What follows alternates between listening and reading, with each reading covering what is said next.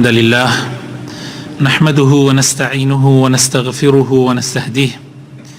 ونعوذ بالله من شرور أنفسنا ومن سيئات أعمالنا. من يهده الله فلا مضل له ومن يضلل فلا هادي له، وأشهد أن لا إله إلا الله وحده لا شريك له، وأشهد أن محمدا عبده ورسوله. يا أيها الذين آمنوا اتقوا الله حق تقاته ولا تموتن إلا وأنتم مسلمون. أما بعد، خۆشەویستەکانم، لە زنجیرە باسەکانی باشترین سەرمەشق کە مەبەستمان پێغەمبەرە صلی الله عليه وسلم، ئەمڕۆ باسی خاڵێکی تر ئەکەین یان ڕەوشتێکی تر ئەکەین لە ڕەوشتەکانی پێغەمبەری خوا صلی الله عليه وسلم، ئەویش ئاسانکاری پێغەمبەر صلی الله عليه وسلم، تەیسیر النەبی. پێغەمبەری خوا صلی الله عليه وسلم نمونەی نەرمونیانی بووە، نمونەی لەسەرخۆیی بووە. خوای تعالی لە قورئانی پیرۆزە وەصفی پێغەمبەرمان بۆ ئەکا صلی الله عليه وسلم کە خۆی لەسەر ئەو سیفەتە جوانانە خەڵقی کردووە. لە سوورەتی تەوبە ئاەتی 128 أفرمي: لقد جاءكم رسول من أنفسكم عزيز عليه ما عنتم حريص عليكم بالمؤمنين الرؤوف الرحيم. خوای تعالی پێغەمبەرێکی بۆتان ناردووە لە خودی خۆتانە، زۆر لە لای ناڕەحەتە هەر شتێک ئێوە بێتاقەت بکا و لەسەرتان قورس بێ، ئەو غەم یەخوا. زۆر سوورە لەسەر خێر و چاکە بۆ ئیبانداران و بە سۆز و بە بەزەیە. یعنی ئەم هەموو سیفاتانە خوای تعالی خۆی لە پێغەمبەری خوایە صلی الله عليه وسلم خەڵقی کردووە بۆ ئەوەی ببێت بە باشترین نمونە و سەرمەشق بۆ مرۆڤایەتی لە کۆتا زەمانە. ئاسانکاری، خۆشەویستەکانم، سنەتێکی پێغەمبەرە صلی الله عليه وسلم و ڕێبازی شریعەتی ئیسلامیش لەسەر ئەوە دامەزراوە. خوای تعالی لە قورئانی پیرۆزە لە سوورەتی بەقەرە لە ئاەتی 185 ئەفەرمێ: يريد الله بكم اليسر ولا يريد بكم العسر. خوای تعالی دائیمەن ئاسانکاری بۆتان ئەوێ، هەرگیز خوای تعالی نایەوێ بارتان قورس کە. لە سوورەت حەج ئاەتی 78 ئەفەرمێ: وما جعل عليكم في الدين من حرج. خوای تعالی لە دینی ئیسلامە حەرەج و ناڕەحەتی لەسەر هەڵگرتوون. هەر لەبەر ئەوە زانایانمان چەند قاعیدەیەکیان لەم بارەیەوە داناوە. یەکێک لەوانە ئەفەرمن: المەشەقەة تەجلب التەیسیر. هەر کاتێ ناڕەحەتی هات لە هەر بابەتێکی شەریعەتە، قورسی و ناڕەحەتی هاتە بەردەم، ئاسانکاری دروست ئەبێ. الضرورات تبيح المحظورات. فرمویانە لە حاڵەتی زەرورەتە حتى ئەو شتانەیشی کە حرامە حەڵاڵە بێ. یعنی زەرورات، حاڵەتی زەرورەت وا ئەکا شتە حرام کراوەکان و قەدەغە کراوەکانیش حەڵاڵ ئەبێ. هو نمونەمان لەسەر ئەمە زۆرە، من مەبەستم ئەوە نییە، بەس مەبەستم ئاسانکاری لە شەریعەتی ئیسلامە. سیفەتی و سیمەتێکی دیاری ئەم شەریعەتەیە و پێغەمبەرەکەشی کە نوێنەری ئەم شەریعەتەیە و باشترین سەرمەشقە بۆ جێبەجێکردنی ئەم شەریعەتە. بە تەئکید ئەو پێغەمبەرەش ئەبێ ئاسانکار بێ، خوا وا خەڵقی کردووە. لە حەدیثە هاتووە پێغەمبەر ئەفەرمێ صلی الله عليه وسلم: إنكم أمة أريد بكم اليسر. ئێوە ئومەتێکن خوای تعالی ویستی وا بووە لەسەرتان ئاسانکاریتان بۆ بکە. وەکو ئیمامی ئەحمەد ئەیگێڕێتەوە، ئەلبانیش ئەڵێ صحیحە. لە حەدیثی ترە هاتووە پێغەمبەر فەرمێ صلی الله عليه وسلم: من خوای تعالی نەمی ناردووە کەسێکی قورسکار بم یان بار لەسەر خەڵکی قورسکەم، دین لەسەر خەڵکی قورسکەم، بەڵکو خوای تعالی منی ناردووە مامۆستایەکی ئاسانکار بم، مامۆستایەکی ئاسانکار بم. تەماشاکەن، یعنی گوێ لەو قسانە بگرن. و ئەمە پێغەمبەری خوا صلی الله عليه وسلم لە ژیانی خۆیان بەرجەستەی کردووە بە جوانترین شێوە. هەندێ نمونەتان عەرز دەکەم لە کرداری و لە گفتاری، یعنی لەبارەی کرداری پێغەمبەر صلی الله عليه وسلم و لەبارەی گفتارەکانیشەوە. ڕۆژێکیان کابرایەک هاتە ناو مزگەوتی پێغەمبەر صلی الله عليه وسلم لەوانەیە کە تازە ئیمانیان هێناوە لە دەشت و بیابانە ژیاوە، هاتە ناو مزگەوتی پێغەمبەر صلی الله عليه وسلم لە پەنایەکی مزگەوتەکە دەستی کردە میزکردن، خۆی هەڵکرد و دەستی کردە میزکردن لە ناو مزگەوت. طبعا مزگەوتی ئەو کاتە فەرش نەبووە و عەرزەکەشی خۆڵ بووە. هەندێک لە ئەصحابەکانی پێغەمبەر صلی الله عليه وسلم تووڕە بوون، یعنی حاڵەتەکە طبعا ئێوەش بوون تووڕابن، هەر کەسێ بێت تووڕابێ. تاواندا لە کابرا پێغەمبەر صلی الله عليه وسلم فەرمووی بوەستن، پەلەی لێ مەکەن، با میزەکەی پێ مەبڕن. طبعا ئەویش یەکێکە لە حکمەتەکانی سنەتی پێغەمبەر صلی الله عليه وسلم کە ئینسان میز بڕین لایەنی تەندروستی زەرەرێکی زۆری هەیە. کابرا میزەکەی کرد، دوای ئەوەی میزی کرد پێغەمبەر صلی الله عليه وسلم بانگی کرد، فەرمووی و مسلمانان فەرمووی بڕۆن سەطی ئاو بکەنە سەر میزەکەی. ئەم جا بانگی کرد فەرمووی ئەم مزگەوتانە، ئەمە مزگەوتە ماڵی خوایە، بۆ میز و پیسی و ئەم شتانە ناگونجێ، ئەمە بۆ ئەوە کراوە خەڵکی زکری خوای تیا بکەن، قورئانی تیا بخوێنن، نوێژی تیا بکەن. ئەم جا فەرمووی بە مسلمانان فەرمووی ئێوە خوای گەورە ناردوونی، یعنی ئومەتی ئیسلام خوای تەعالە ناردوونی ئاسانکار بن، قورسکار نەبن، یەک سەتڵ ئاو بکەنە سەریا کافیە. کابرا لە خۆشیە خۆی ئەیگەڕێت و ئەفەرمێ واللهی پێغەمبەر صلی الله عليه وسلم قسەی پێ نەکردم، نەچووە گژما، هەڵ نەشاخاوە دەم چاومە، لێمی نەدا، بە جوانترین شێوە نەسیحەتی کردم. ئەم جا لە خۆشیە ڕووی کردە پێغەمبەر صلی الله عليه وسلم و مسلمانان و فەرمووی اللهم ارحمني ومحمدا ولا ترحم معنا أحدا. کابرا فەرمووی خوای ڕەحم بە من و محەممەد بکە و ڕەحم بە یەک کەستر مەکە. جا پێغەمبەر صلی الله عليه وسلم فەرمووی کابرا ڕەحمەتی خوا تەنگ کردەوە. خوای تەعالە لە قورئانە ئەفەرمێ، طبعا بەستی پێغەمبەر صلی الله عليه وسلم ئەوە بووە، خوای تەعالە لە قورئانە ئەفەرمێ إن ورحمتي وسعت كل شيء، وكل سورة أعراف آياتي 156 ئەفەرمێ ڕەحمەتی خوا هەموو شتێکی گردوتەوە، بەس ئەم کابرا تەنگی کردو لە خۆی و لە پێغەمبەرە صلی الله عليه وسلم. ئەمە حاڵەتێک. لە حاڵەتێکی ترە پێغەمبەر صلی الله عليه وسلم نصيحتي ئیمانداران ئەکا پێیان ئەفەرمێ يسروا ولا تعسروا، بشروا ولا تنفروا. ئێوە بانخوازن، خەڵک بانگەکەن بۆ لای دینەکەی خوا، بۆ نەفسی خۆتان نییە تا تووڕە ببن،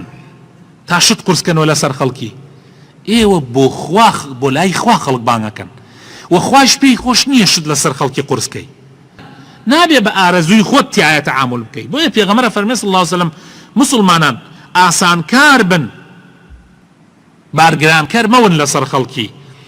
مژدەدەر بن، ڕاونەر مەبن، تۆرێنەر مەبن، یعنی خەڵک مەتۆرێنن، بەڵکو مژدەیان بدەنێ با بێنە ناو دینەکەی خواوە. ولا حديثك ترى پێغەمبەر صلى الله عليه وسلم معاذی کوڕی جەبەل لەگەڵ سەحابەیەکی ترا ئەنێرێ بۆ یەمەن بۆ ئەوەی دینی خوا بگەێنن. جا پێغەمبەر صلى الله عليه وسلم نصيحەتی کرد، فەرمووی يسرا ولا تعسرا، فەرمووی ئاسانکار بن، قورسکار مەبن، وبشرا ولا تنفرا، مژدەدەر بن، تۆرێنەر و ڕاونەر مەبن، وتطاوعا ولا تختلفا، ئامان بەگوێی یەک بکەن وەلێکا ڕێک بکەون، قەت جیاوازی دروست مەکەن. تۆ شتێ نەڵێیت و ئەم شتێتر بڵێ، دواییتر خەڵک ئەڵێ ئەمە دوو کەسن وەلێکە نایان کرێ، ئیتر ئێمە چۆن بانگەکەن بۆ دینەکەی خوا؟ ها ئیمڕۆ خەڵک زۆر ڕەخنە ئەگرێ لەوانەی بانگ خەڵکیەکەن بۆ لای خوا، ڕێوا چۆنە بێ، ئەم وەلایەکە ئەیبا ئەو وەلایەکە. خەڵک زۆر بێتاقەتە بێ کاتێک دوو مەلا قسە بە یەک بکەن، خەڵک زۆر بێتاقەتە بێ کاتێک دوو گروپ دروست ببێ بە ناوی ئیسلامەوە، ئەم بەلایەکە بیبا ئەو بەلایەکی ترا بیبا، خەڵەوە زۆر بێتاقەتە بێ. بۆیە پێغەمبەر صلی الله عليه وسلم نصيحتي مسلمانانەکە ئەفەرمێ و نصيحتي ئەو دوو سەحابەیەکە ئەفەرمێ تەتاوع بکەن، اختلاف مەکەن، دوای خەڵک ڕاوەنن، یعنی بە ئوسلوبەکانی خۆتان خەڵک ڕاوەنن. بۆیە زۆر گرنگە ئەم خاڵانە کە پێغەمبەر صلی الله عليه وسلم ئامۆژگاری ئەو دوو سەحابەی کرد. لە حەدیثێکی ترا پێغەمبەر ئەفەرمێ صلی الله عليه وسلم ئەفەرمێ ئینە دینە یوسر، ئەفەرمێ دین ئاسانە، يعني آسان كارشة أوكو إيسا آية كان ما خويندو ولن يشاد الدين أحد إلا غلبه. هر كسي الدين زور قرص كاتو لسر خوي دينك نافوتي إيسا من أجر ديني إسلام قرص كمو دي قرصي كمو أو دينها هر وخوي أمينيت شو كآية حديثة روجك أيوة خلقي يجي ولا إمام سوانية لو تشكر ركي خود بلي ولا وانية أوني أخوة وافرمي وبيغمر وافرمي يعني هر كسي الدين قرص كاتو لسر خوي ونەوێ بێژی وەڵام من ئەتوانم بەسەر دینەکە زاڵ بم، نا بەڵکو دینەکە وەک خۆی ئەمێنێ بەس خۆت زەرەر ئەکەی. پێغەمبەر ئەفەرمێ صلی الله عليه وسلم ئەفەرمێ وەلەن یوشاد الدین ئەحد إلا غلبه، إلا دین زاڵە بێ بەسەرتە بەس خۆت ئەفەوتێ. وطبعا هەزارەها خەڵک دینیان قورس کردو ئێستا فەوتیان. من خەڵک ئەناسم دینی لەسەر خۆی قورس کردەوە ئێستا نوێژ ناکە، خۆزگا بەس نوێژ نەکە، خۆزگا بەس نوێژ نەکە، بەڵکو دژایەتی دینیشەکە. لا حول ولا قوة إلا بالله. هر کەسێ دین تون کاتۆ پێغەمبەر فەرمێ صلی الله عليه وسلم دینەکە غاڵب بێ بەسەریا. بۆیە ومژدە دەربن پێغەمبەری خوا صلی الله عليه وسلم خۆی ئەمەی لە خۆیان جێبەجێ کردبوو کاتێ بە ئێمەوە ئەفەرمێ خۆی لە خۆیان جێبەجێ کردووە. تا خاتو عایشە دایکی ئیمانداران خێزانی محەممەد صلی الله عليه وسلم کە خۆی لەگەڵ پێغەمبەرا ژیاوە، زۆرترین خێزانی پێغەمبەری خوا صلی الله عليه وسلم کە ئەحواڵی پێغەمبەر زانی عایشەیە. بۆیە عایشە بڵێم دوای ئەبوو هورەیرە عایشە دووەم کەسە لە گێڕانەوەی حەدیثی پێغەمبەر صلی الله عليه وسلم، چونکە ئەحواڵی ماڵەوەی پێغەمبەری خوا صلی الله عليه وسلم زۆربەی ئەزانێ. بۆیە سەیکەن چی ئەفەرمێ گوێ بگرن. لحديثك طبعا كبخاري مسلم يجرنه أفرمي ما خير رسول الله صلى الله عليه وسلم بين أمرين قط إلا اختار أيسرهما أو للروايات كتيرة أو أخذ أيسرهما. پیغمبر صلى الله عليه وسلم كاتي مخير بكري لبين دوشت هر كامي بكي قينا قط پیغمبر صلى الله عليه وسلم قرصقاني هلا بجارت قط حتى عائشة أفرمي قط يعني بو أوي يكلاي كاتوا دائما سوكا كاني هلا بجار، دائما آسانا كاني هلا بجار. أجر جناح نبوايا، أجر جناح بوايا دورترين كس أبو لي بلام أجر جناح نبوايا آسانا كاني هلا بجار قد قرص كاني هلا بجار. جاء ما درس يكبو إيما مدرسة يكبو إيما.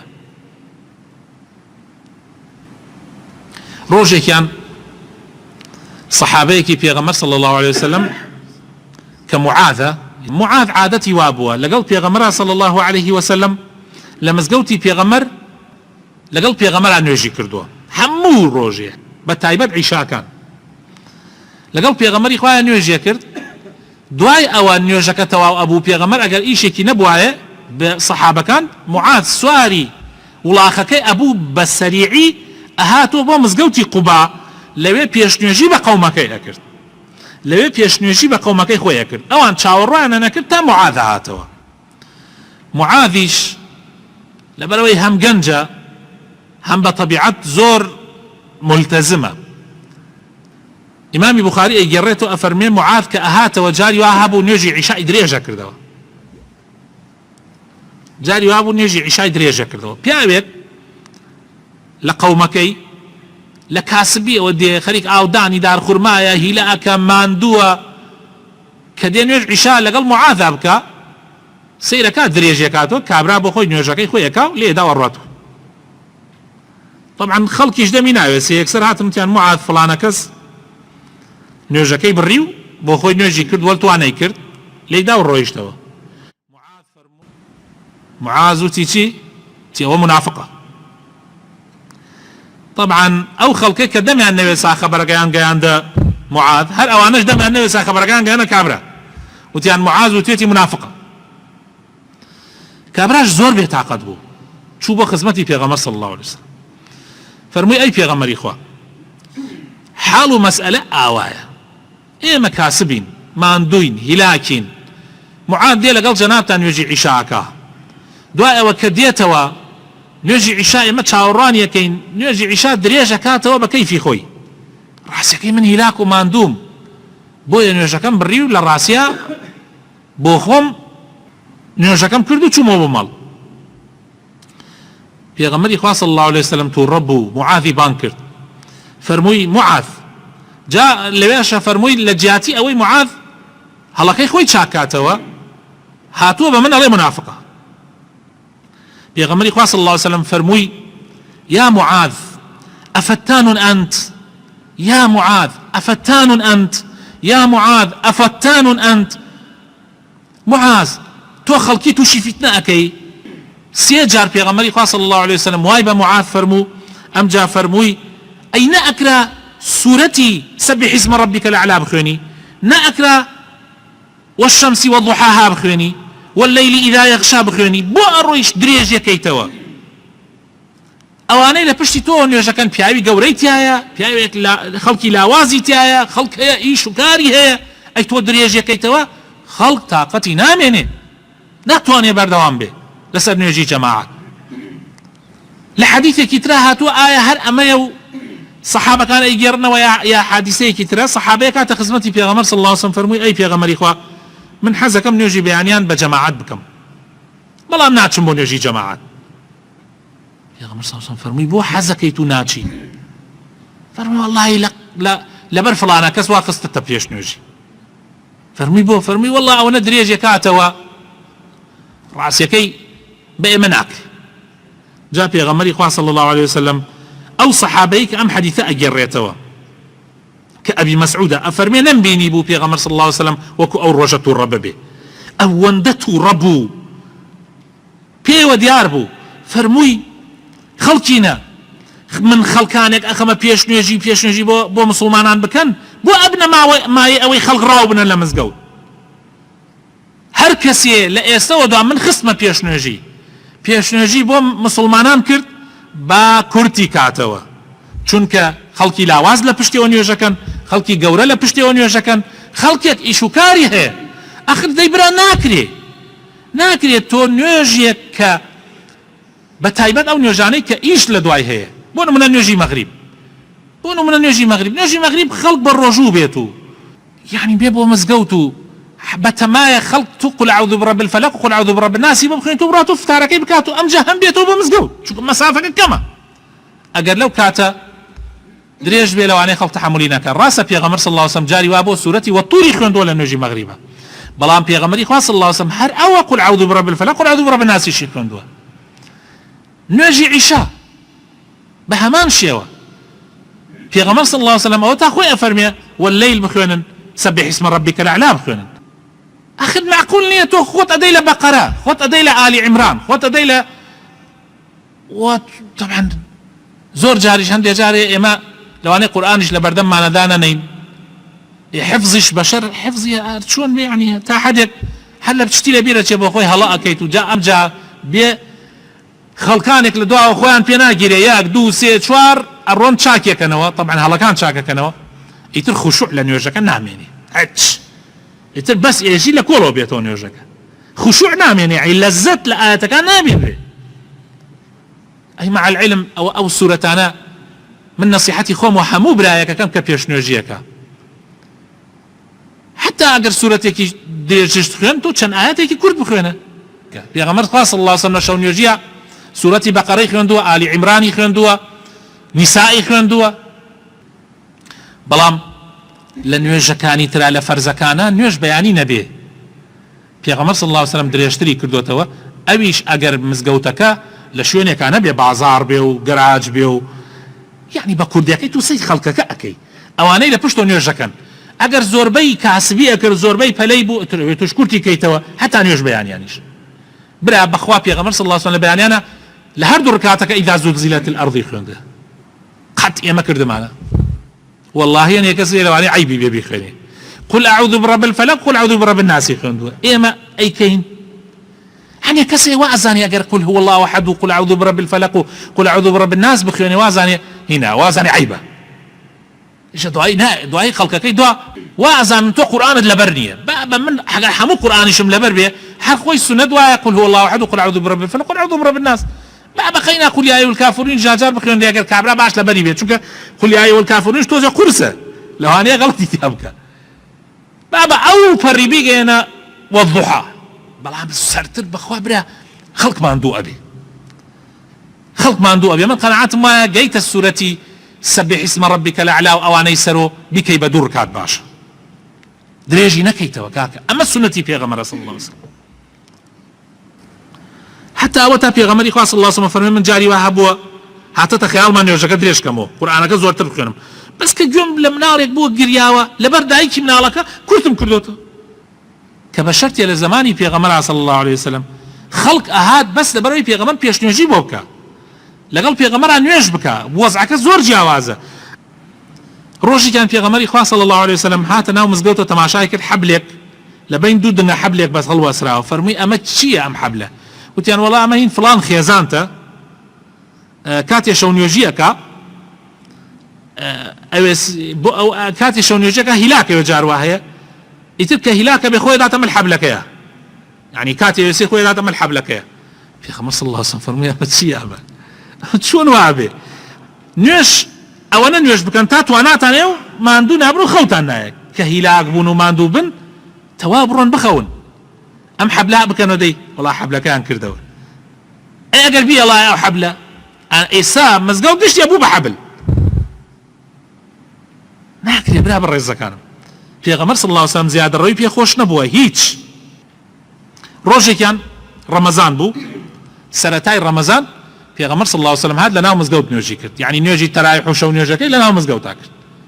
هندي لمسلمانان هاتن بنيان في غمر نيوجي كا هاتن لقل في غمر اخوة صلى الله عليه وسلم لبشتو نيوجي كرت بياني او انا رويشن طبعا لا يخلق باس يعني كرت وتيان امشو لقل في غمر شو نيوجي مان كرت او اندب يعني تر خوت انا زانن يعني وصف دريته امانه بياني مزقود شان ريزي خلقات لكل بيغمر صلى الله عليه وسلم نيوجان كرت بيغمر اخوان دوای نوێژەکە تەماشای کرد ئەم هەموو خەڵکاتوە بە شەوی سێمە مەزگەوت فول پڕ بوو پێغەمبەر صلی الله علیه وسلم دەرنەچوو لە ماڵا نوێژی کرد دوای ئەوە وتیان ئەی پێغەمبەری خوا بەیانیە ئەی پێغەمبەری خوا ئەم شەو مزگەوت هەمووی هاتبوو بۆ شەو نوێژی و تەراویح و ئەوانە ئەی جەنابەت بۆ دەرنەچووی فەرمووی واللهی لەوە ترسام کە خوای تعالی بتان بینی ئاوا ئومەتی ئیسلام گەرم و گوڕن لەسەر ئەم شەو نوێژێبی کاتە فرز دەسەرتان ئەو کاتە وەحی دائەبەزی یعنی لە ترس ئەوە نەبێتە فەرز لەسەرتان رحمت بۆ ئێوە یعنی بەزەی پێغەمبەر صلی الله علیه و سلم بە ئومەتەکە بۆ ئەوەی شەو نوێژی نەکاتە فەرز لەسەرمان لە ڕەمەزانە پێغەمبەر صلی الله علیه و سلم ئیتر دەرنەچوو بۆ شەو نوێژی لە مزگەوت وتراویح ئیتر بە جەماعەت نەکرا حتا زمان ئیمامی عومەر لە زمان ئیمامی عومەر کاتێک ئیمام عومەر بینی خەڵک نوێژەکارێکێک لەلایەک و نەفەرێک و دوو نەفەر و ئەوانە گشتیان ئیمامی عومەر فەرمووی ئەوە کاتی خۆی پێغەمبەری خوا صلی الله علیه و سلم بۆیە جەماعەتەکەی نەکرد ئیتر تەرکی کرد لەبەر ئەوەی نەبێتە فەرز خوا نەیکاتە فەرز ئێستا وەحی نەماوە تا خوای تەعالی بیکاتە فەرز بۆیە ئیمامی عومەر ئیمامێکی بۆیان دانا و تەراویح بەم شێوازە دروست بوو کە ئێستا هەیە هەندێک لەم ماوانە مەلایەک یا هەندێک خەڵک لە تەلەڤیزۆن دەرچوو بوومتیان وەڵا تەراویح بیدعەیە تراویح بدعة نییە تراویح بدعة نییە تراویح سنەتی پێغەمبەرە صلی الله علیه و سلم بەڵام پێغەمبەری خوا بۆیە لە مزگەوت نەیکرد لەبەرەوەی نەبێتە فەرزە سەر ئومەتەکەی بەڵام ئینسان لە ماڵا بیکە باشترە ئەگەر بۆت کرا توانیت یعنی لە ماڵە لەگەڵ ماڵ و مناڵی خۆتا بیکەی خێرەکەی لەوانەیە بێژم زۆرتر بێ چونکە سنەت دائیمەن لە ماڵا خێری زۆرترە تا فەرز فەرز لە مزگەوتە 25 تا 27 ئەوەندە خێری هەیە بس سنة لمالا خيركي زورترة تعالى مزقود أو بو معلومات يعني بلام أجر نتواني إنسان يعني زور جا لمالا ناكله يعني قرصة عندي كس ناتواني لمالا بيكا لمزقود لقال جماعة أجر مو قرترة قيتشكا إيش معنى عيكنية سير آسان كاري بيغمر كان من ما بسم أو بو بيغمري خاص الله وسلم سيم روش در نشو لبروي لسر أمتك نبي تفرز پێغەمبەری خوا صلی الله عليه وسلم جاری وا هەبووە ڕۆژوگرتنی دوو ڕۆژ داهاتە دەم یەکتری، یعنی ئێوارە فتاری نەکردووە، دوای پارشێویشی نەکردووە، دوو ڕۆژی بەدەم یەکۆ گرتووە. هەندێک لە سەحابەکان ئەمەیان زانی، ئەوانیش دەستیان کردە ئەمە پێوترێ ویسال لە زمانی عەرەبیە، ویسال. هەندێک لە سەحابەکان ئەمەیان بیست کە پێغەمبەر ویسالەکە، ئەمانش محاولەیان نەکرد دوو ڕۆژ بەدەم یەکۆ بگرن. پێغەمبەر صلی الله عليه وسلم خەبەرەکەی گەیشت پێ، فەرمووی إني لست كهيئتكم إني يطعمني ربي ويسقيني. فەرمووی پێغەمبەری خوا صلی الله عليه وسلم من وەکو ئێوە نیم، ئامان مسلمانان ئێوە شتی وا مەکەن، من خوای تەعالا خۆی تینوێتیم ئەشکێنێ و برسێتیم ئەشکێنێ، ئەمە بۆ ئێوە نییە، ئێوە هەر لە کاتی خۆیان ڕۆژوەکو خۆی بگرن. پێغەمبەری خوا صلی الله عليه وسلم ڕازی نەبوو مسلمانان ویسال بکەن لەبەر ئەوەی دینەکە قورس نەبێتەوە لەسەر خەڵک. لە کاتی حەجە پێغەمبەری خوا صلی الله عليه وسلم سەحابە زۆر هاتن بۆ لای، یعنی پرسیاریان لێ کرد. سەحابەیەک هات فەرمووی ئەی پێغەمبەری خوا من نەمزانی، سرم تەراش کرد پێش ئەوەی حەیوانەکە سەر ببڕم. جا خۆی سنەتە حەیوانەکە سەر ببڕی لە ڕۆژی یعنی نەحرا، ئەمجا سەر تەراشکەی. پێغەمبەری خوا صلی الله عليه وسلم فەرمووی بڕۆ سەری ببڕە و ولا حەرەج، گوێی مەدەرێ إن شاء الله قبوڵە. یەکێترا وتی ئەی پێغەمبەری خوا من حەیوانم سەر بڕی پێش ئەوەی ڕەمی جەمەرات بکەم کە ئیمڕۆ پێژن ڕەمی یعنی شەیتان ڕەجم کردن، خۆی ئەبێ جەمەرات ڕەجم بکرێ اینجا حەیوان سەر ببڕێ. پێغەمبەر صلی الله عليه وسلم فەرمووی بڕۆ ڕەمی خۆت بکە و ولا حەرەج، إن شاء الله کێشە نابێ. هەر شتێک هەر پرسیارێکی لێ ئەکرێ ئەو سەحابە ئەفەرمێ، عەبدوڵای کوڕی عەمری کوڕی عاص ئەفەرمێ هەر پرسیارێکیان ئەو ڕۆژە لە پێغەمبەر کرد فەرمووی بڕۆن بیکەن ولا حەرەج. ئەمە ئاسانکاریە برا بەڕێزەکانم، ئەمە دین ئاوا لەسەر خەڵک ئاسانە، بەڵام طبعا نەک ناشەرعی. ئێمە باسی ناشەرعی ناکەین، ئەوەی کە شەرع مەجالی داوە تۆ ئاسانکاری تیاکەی. کابرایەکی بینی پێغەمبەری خوا صلی الله عليه وسلم بینی دوو زەلام هەڵیان گرتووە، یعنی دوو کوڕەکەی شانیان داهاتە ژێر شانی. پێغەمبەری خوا صلی الله عليه وسلم فەرمووی ئەمە چییە؟ وتیان ئەی پێغەمبەری خوا ئەم کابرایە بڕیاری داوە و پیریە، بڕیاری داوە پێ بڕا بۆ مەکە، یعنی حتا ئەگاتە مەکە وە پێ بڕوا. پێغەمبەر صلی الله عليه وسلم فەرمووی إن الله عن تعذيب هذا نفسه لغني. فەرمووی خوا دەوڵەمەنە کابرا عەزابی خۆی بدا و خوا دەوڵەمەنە پێویستی بەمە نییە، ئەمری پێ بکەن با سوار بێ و سوار بڕ و سواری بڕوا، با نەزریشی کرد بێ. ئەم نەزرە ناشەرعیە، یعنی تۆ ئەگەر نەزرێکی ناشەرعیت کرد بیشکێنە. بۆ نمونە زەلامەیە سوێنی خواردە ناڕاتە ماڵ فڵان کەس، نەزری کردە قەرار بێ شەرت بێتر من هاتوشوێ ماڵ فڵان کەس نەکەم، هاتوشوێ ماڵ فڵان کەس باوکتە براتە ئامۆزاتە، حرام هاتوشۆ نەکەی بەبێ سەبەبێ، بۆیە بیشکێنە ئەو نەزرە حرامە. داواکارم بخوای تەعالا بخاتن ناوجوانەکانی خۆ ڕەحمان پێ بکە، هیدایەتمان بدا، نوری ئیمان بخاتە دڵەکانمانەوە. یا ڕەبی خوایە وەکو پێغەمبەرەکەمان ئێمەش ئاسانکار بین، یا ڕەبی خوایە يا إلهي دامزراومان كلا سر دينداري لسر إسلامتي. آمين آمين. سبحان ربك رب العزة عما يصفون، سلام على المرسلين والحمد لله رب العالمين.